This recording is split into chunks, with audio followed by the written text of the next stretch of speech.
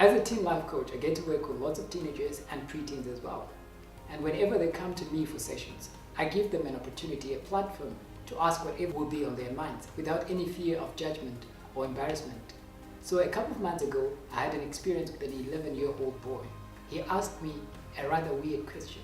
He said, "Do women grow pubic hair?" I was taken aback, but I maintained a neutral face. And then I quizzed him further to understand where the question was coming from. And then I had discovered that a couple of weeks ago, he had borrowed his aunt's phone to do research for his homework. And then in the phone, he discovered the aunt's nude videos and pictures. So this is where the question was emanating from. We ended up discussing about pornography. He knew what pornography was, but he didn't think this was pornography because it involved somebody that he knew. Hello and welcome to Tinted. My name is Tafazwa. Today we're looking at the topic cyber parenting. What is cyber parenting? Cyber parenting is guiding our children on how best to use the internet, guiding them on how to use the internet responsibly. I started with the story that I started with because a lot of times when I talk to parents, they'll tell me that, but my child doesn't have a phone, they don't have access to the computer. But hey, even if they don't have a personal phone, they still are exposed to the risks associated with the internet because you don't know whose gadget they're using when they're at home. You don't know whose gadget they're using when they're at school.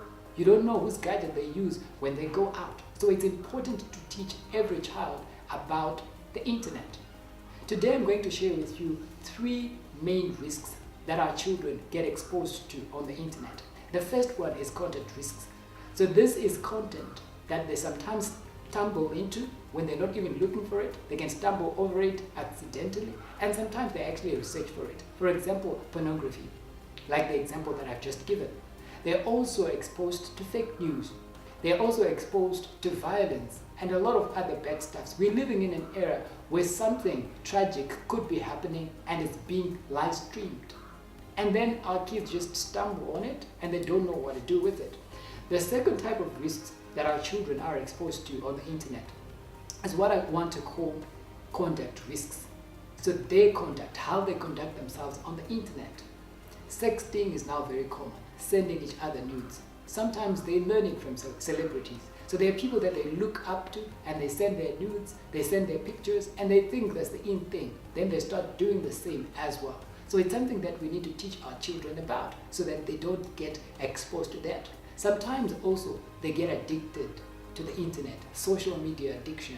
They start spending lots of time on Insta, lots of time on WhatsApp, sometimes very odd hours, 3 a.m. and you find a teenager on WhatsApp chatting with a friend, and that could disturb even their schoolwork and other aspects of their lives. And then the last type of risks that I'll talk about is contact risks. Sometimes our teenagers just talk to strangers online. And because adults know that, they can take advantage of these teenagers and they can fake their profiles. A 50-year-old man could pretend to be a 17-year-old cool guy and be talking to your 13-year-old daughter or your 14-year-old daughter.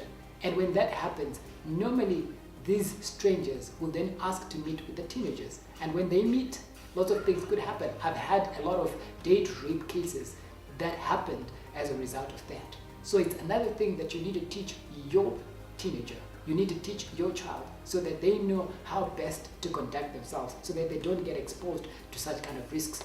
Well, that's all I had for you today on the program Tinted. Next week, I'm going to be sharing with you what I think you as a parent can do to help your children on this matter, on this subject. For now, it's a wrap. See you next week.